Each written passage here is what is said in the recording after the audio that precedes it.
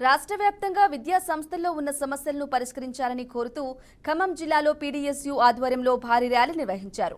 Pending లో ఉన్న స్కాలర్షిప్లను విడుదల చేయాలని విద్యార్థి సంఘం నాయకులు డిమాండ్ చేశారు. జిల్లాలలో జనరల్ యూనివర్సిటీ ఏర్పాటు చేయాలన్నారు. పెరిగిన ధరలకు అనుగుణంగా కాస్మెటిక్ ఛార్జీలు పెంచాలని కోరారు. ప్రభుత్వ విద్యా సంస్థల్లో ఖాళీగా ఉన్న టీచింగ్, నాన్ టీచింగ్ పోస్టులను భర్తీ చేయాలన్నారు. విద్యారంగ సమస్యలు పరిష్కరించడంలో కాంగ్రెస్ ప్రభుత్వం పూర్తి స్థాయిలో విఫలమైంది. గతంలో ఉన్నటువంటి బీఆర్ఎస్ ప్రభుత్వం విద్యారంగాన్ని పట్టించుకోవట్లేదు. విద్యార్థి నిరుద్యోగుల్ని మోసం చేసింది.